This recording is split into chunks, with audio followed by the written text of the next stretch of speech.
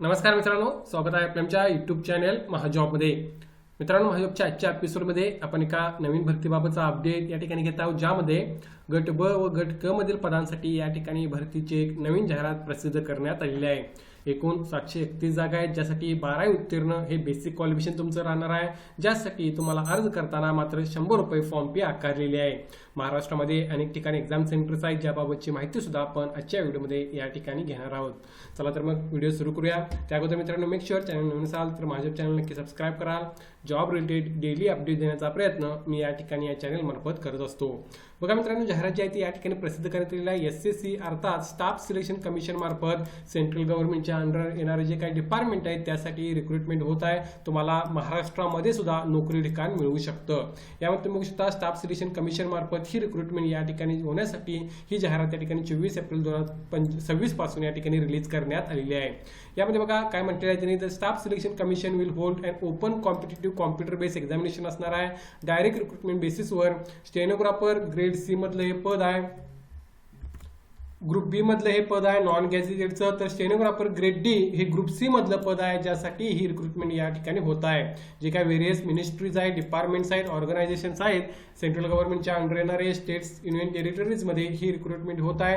Total approximate vacancy ज्या आहेत ते 731 आहेत। नंबर ऑफ वॅकन्सी चांगल्या आहेत मित्रांनो। स्टेनो झालेले भरपूर कॅन्डिडेट या ठिकाणी प्रयत्न करू शकतात, हे लक्षात घ्या। महाराष्ट्रामध्ये स्टेनोच्या फार जागा कमी होत आहेत रिलीज, अशा वेळी तुम्ही या ठिकाणी प्रयत्न करू शकता।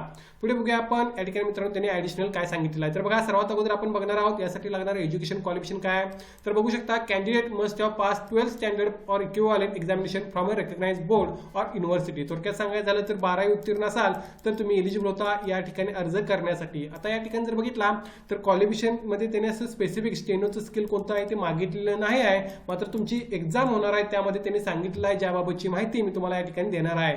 तुमची एक एक्झाम होईल, त्यानंतर तुमची स्टेनोची स्किल टेस्ट होणार आहे, ज्यामार्फत तुमचं फायनल सिलेक्शन या ठिकाणी होईल। यासाठी एज लिमिट 1/8/2026 रोजी तुम्हाला कॅल्क्युलेट करायचं आहे, ज्यामध्ये जे ग्रेड सीचं पद आहे त्यासाठी 18 ते 30 वर्ष एज लिमिट हे ओपनसाठी राहील, तर ग्रेड डीचं जे पद आहे त्यासाठी 18 ते 27 वर्ष एज लिमिट या ठिकाणी हे राहणार आहे। सो या बेसिसवर तुम्हाला या ठिकाणी अर्ज करता येणार आहे। हे एज लिमिट या ठिकाणी ओपनसाठी त्यांनी मेन्शन केलेलं आहे। यामध्ये जे रिलॅक्सेशन आहे त्यामध्ये तुम्ही बघू शकता, SC ST ला 5 वर्ष रिलॅक्सेशन मिळत आहे, OBC ला 3 वर्ष मिळत आहे, हँडिकॅपमध्ये 10 वर्ष, 13 वर्ष आणि 15 वर्ष एज रिलॅक्सेशन मिळत आहे। एक सर्व्हिसमॅनला सर्व्हिस प्लस 3 इयरचा जो क्रायटेरिया आहे त्यानुसार एज रिलॅक्सेशन लागू आहे। तुम्ही तुमचे एज यानुसार कॅल्क्युलेट करून या ठिकाणी एलिजिबल होत असाल तर अर्ज करू शकता।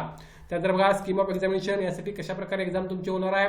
तर जनरल इंटेलिजन्स रिजनिंग 50 क्वेश्चन 50 मार्कांसाठी, जनरल अवेअरनेस 50 क्वेश्चन 50 मार्कांसाठी आणि इंग्लिश लँग्वेज अँड कंप्रेहेन्शनचे 100 क्वेश्चन 100 मार्कांसाठी तुमचे असणार आहेत, ज्यामार्फत तुमचं या ठिकाणी फायनल सिलेक्शन होईल। अर्थात हे मार्क जे असणार आहेत त्यानंतर तुम्हाला एक स्किल टेस्ट द्यायची आहे, ती तुम्ही या ठिकाणी बघू शकता। स्किल टेस्ट इन स्टेनोग्राफी, ज्यामध्ये इंग्लिश लँग्वेज असेल आणि ग्रुप डी साठी अप्लाय करणार असाल तर टाइम ड्युरेशन 50 मिनिट्सचा तुम्हाला दिलेला आहे। या ठिकाणी जी कॅन्डिडेट आहेत हँडिकॅप त्यांना 70 मिनिट्स आहेत। थोडक्यात झालं तर तुम्ही या ठिकाणी बघू शकता स्किल टेस्ट कशा प्रकारे होणार आहे आणि या पॉईंट ऑफ व्ह्यूने तुम्ही या ठिकाणी तयारी करू शकता। या ठिकाणी एकतर 100 वर्ड्स पर मिनिट जे ग्रुप सीचं पद आहे, ग्रुप बीचं पद आहे त्याला 100 वर्ड्स पर मिनिटचं टायपिंग त्यांनी मागितलं आहे स्टेनोचं, आणि ग्रुप सीच्या पदासाठी 80 वर्ड्स पर मिनिटचं असणे आवश्यक आहे। सो हे जर स्किल असेल तर तुम्ही या ठिकाणी नक्की प्रयत्न करू शकता। त्यानंतर बघा, सेंटर ऑफ एक्झामिनेशन कुठे असणार आहे। जी एक्झाम असणार आहे तुमची CBT कॉम्प्युटर बेस्ड टेस्ट ती महाराष्ट्रामध्ये जर बघितला तर या ठिकाणी अमरावती दिलेला आहे, कोल्हापूर दिलेला आहे, छत्रपती संभाजीनगर आहे, मुंबई, नागपूर, नाशिक, पुणे, पणजी, जळगाव आणि नांदेड या ठिकाणी तुमची एक्झाम सेंटर्स राहतील। नजीकचं एक्झाम सेंटर चूज करून तुम्ही एक्झाम या ठिकाणी देऊ शकता। यासाठी ऍप्लिकेशन फी बघा 100 रुपीज ऍप्लिकेशन फी फक्त या ठिकाणी घेतलेली आहे मित्रांनो, ओपन OBCच्या मेल कॅन्डिडेट्सला।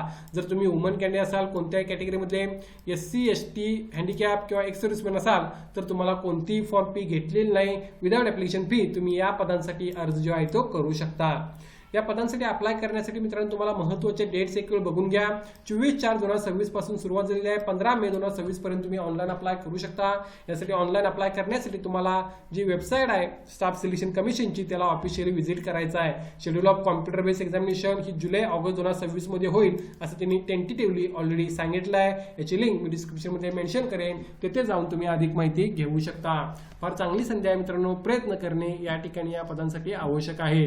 या भरतीबाबत काय डाऊट असेल तर कमेंट करून विचारा. व्हिडिओ आवडल्यास नक्की लाईक करा. अशाच प्रकारचे डेली अपडेट देण्याचा प्रयत्न मी या ठिकाणी करत असतो. धन्यवाद.